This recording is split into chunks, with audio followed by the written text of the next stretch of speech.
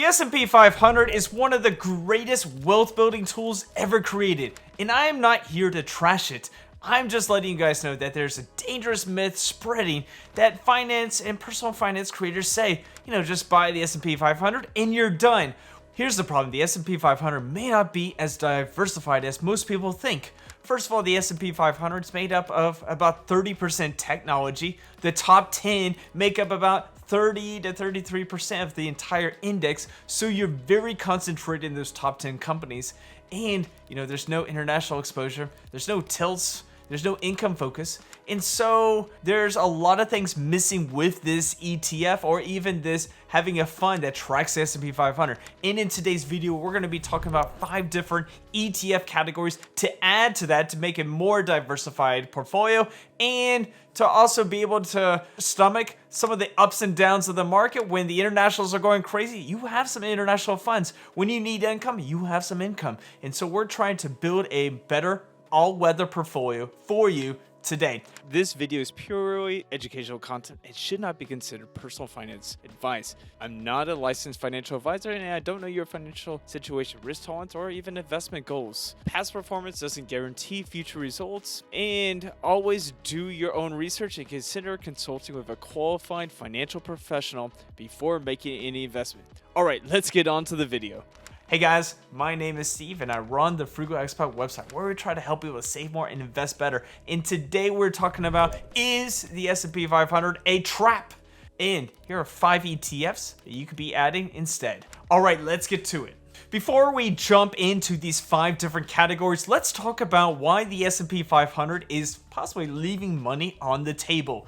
Now, first of all, I want to point out that the S&P 500 has done pretty well in the long term. I mean, it's grown about 10 to 11% in the last 100 years. Now, it's been around since 1957, but the S&P had the S&P 200 that started in 1924, 1925, somewhere around there. And so that's why people say 100 years.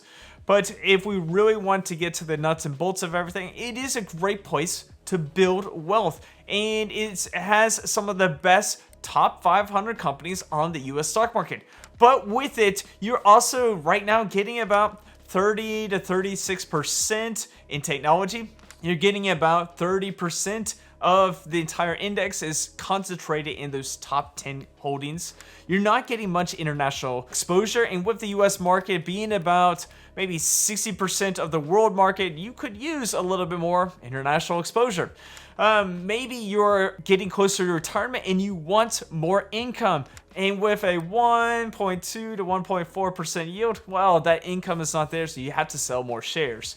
And there's also tilt towards more market capitalization. So you're getting some of those top companies, but maybe those aren't the companies that are growing the most right now. Now, they are pretty stable, and so we're not going to really say that it's bad, but we're just saying that, you could add some other concentrations, other ETFs to build a more diverse portfolio.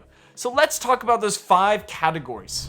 Our first one is going to be a broad market ETF. Now, a broad market ETF could be an S&P 500 ETF. These are going to be the core of this portfolio. The goal is not to abandon the S&P 500 altogether. It is to build around it. So having a good ETF that's got broad market exposure helps you guys out. Now, our first one that we could look at is VTI, which is the Vanguard Total Stock Market Index Fund ETF. This one, it has anywhere between 3,500 to 4,000 different stocks. It's got an expense ratio of 0.03%. And besides the S&P 500, top 500 companies in the portfolio, it's also got small caps and mid caps. So if a small cap or mid cap explodes on the market, you are able to have some of that exposure.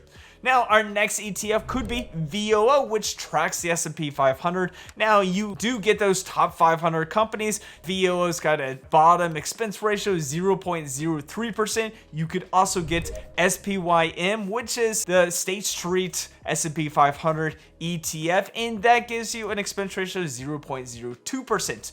So you have either or, and you get exposure to those top 500 companies. You could also have SCHB, which is the Charles Schwab total stock market ETF. Now, this is a little bit different index than VTI, but it has about 2,500 to 3,000 different companies, giving you exposure to the small caps and mid caps at a rock bottom price of 0.03%. And so you're getting some exposure to the entire market and creating a nice core. So when the market does go up, that average of 10% per year, you're still getting that.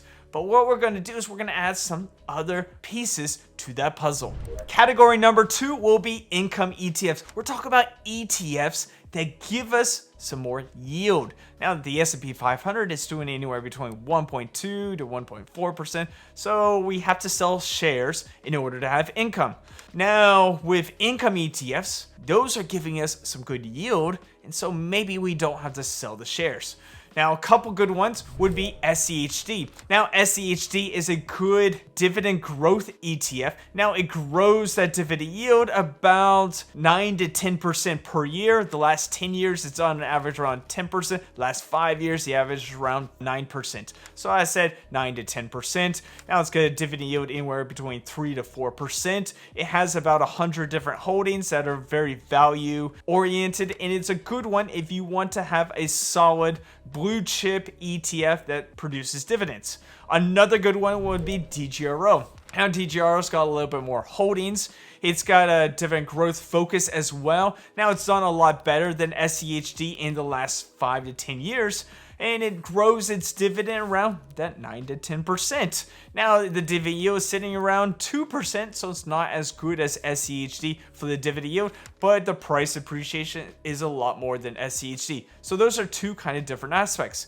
Then you have income-focused ETFs that do like cover call and option strategies. SPYI is a good one from Neos. It tracks the S&P 500. It's got about 11 to almost 13% yield, and so that's a pretty good yield. It gives you exposure to the S&P 500 by selling options on it, and it's also got tax treatment through 1256 contracts, which means it does about 60% long-term, 40% short-term, and it also returns capital, allowing this to be more tax efficient.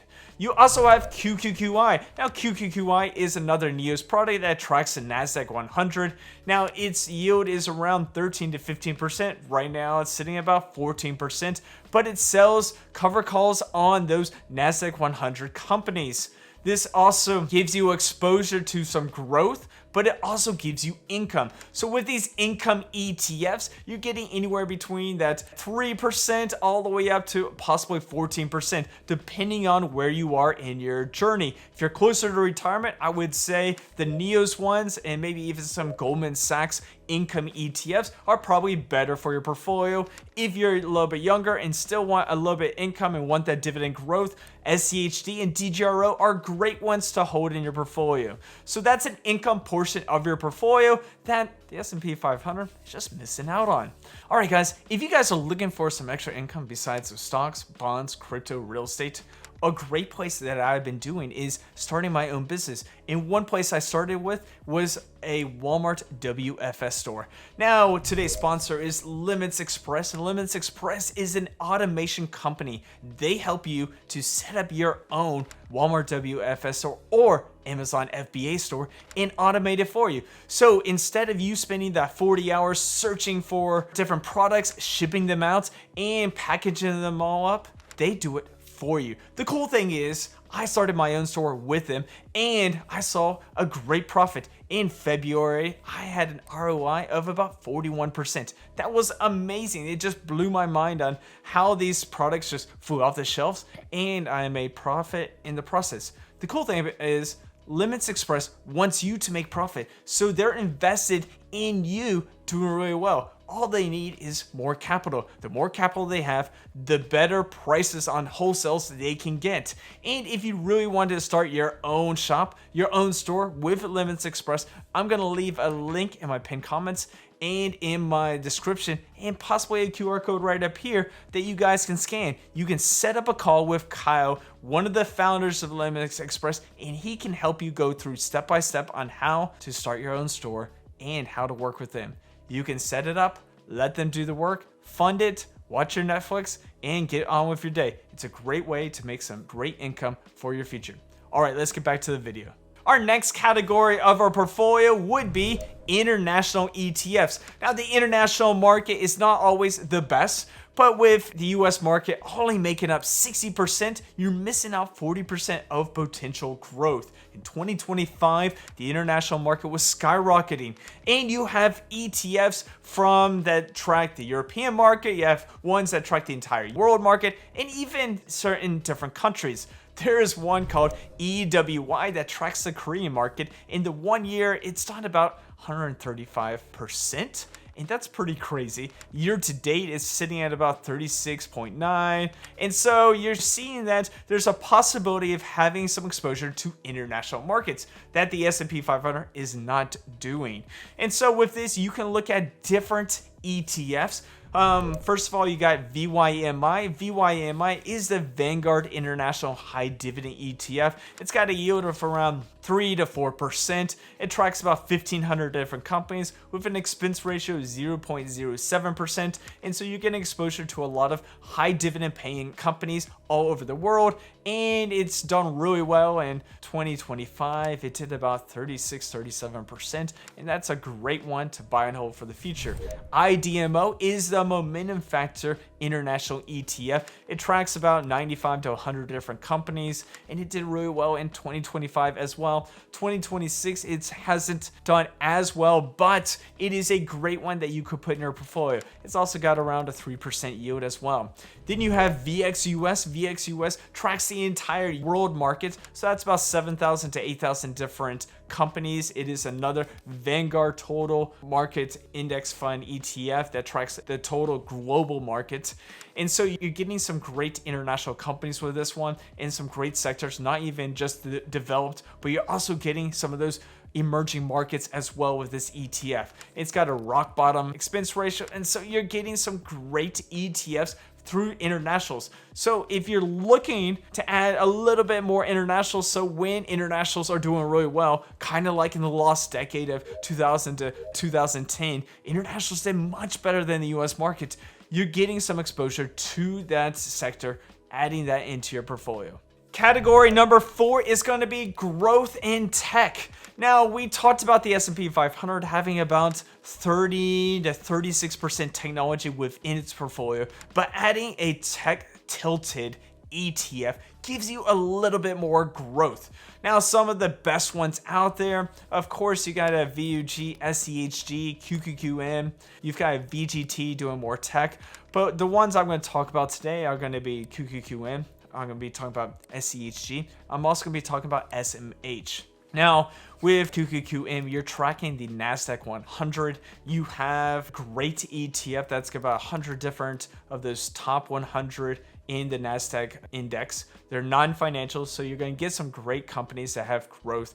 You got about 50 to 54% in technology. You're getting something that's done really well in the long term, and it's got a pretty good expense ratio of 0.15%. So it's pretty good ETF that's giving you anywhere between that 18 to 20% total return on your investment. Now, with an SEHG, you're getting the Dow Jones Large Cap Growth Index, and it's got a rock bottom price of 0.04% expense ratio, with a share price anywhere between $30 to $35 right now. Now, this one is a good one. It's got about 220 different companies that are all focused on growth.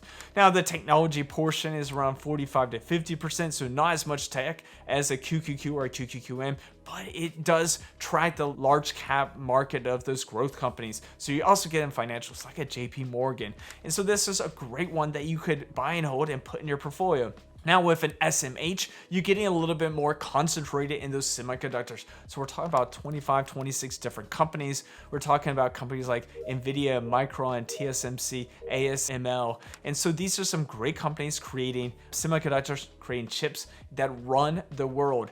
And so this one has done pretty well over the last 10 years. I mean, averaging around a 30% total return over those last 10 years. And it's a really good one that you could add to your portfolio. It's got an expense ratio of 0.35%. So it's a little bit more expensive than a QQQM and a SEHG, but it's a little bit more concentrated as well. Now, with these ETFs, you're going to have more high volatility, but you're expecting it to help grow your portfolio when tech really takes off.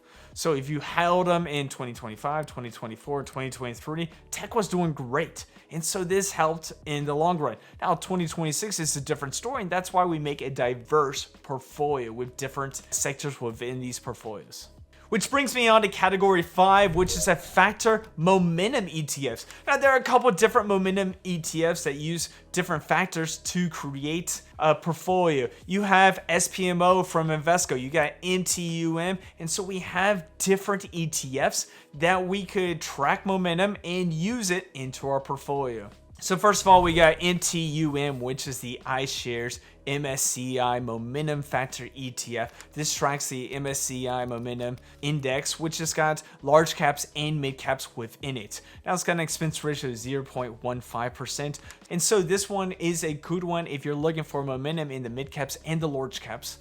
And so this could be a good one for your portfolio. Our next one is SPMO, which is from Invesco, which tracks the S&P 500 Momentum Factor Index. And so it's got about 100 different companies in the S&P 500. And so you're getting the best of the S&P 500 in your portfolio. And so when I'm talking about that S&P 500, it's usually top heavy with a lot of market cap. SPMO takes a look at the best performing today ones. Now it does restructure it every 6 months, and so if the S&P 500 momentum ones are kind of lagging behind the last 6 months, you may see that, but once it hits March or September, it will rotate out the bad ones, rotate in the good ones that are skyrocketing. And so soon enough, we'll see SPMO kind of change and turn over, and it will be back on track doing the things it does. Now with these ETFs, you have ETFs that are filling up the gaps that the S&P 500 is missing. First of all, you got ones that are allowing you to have some income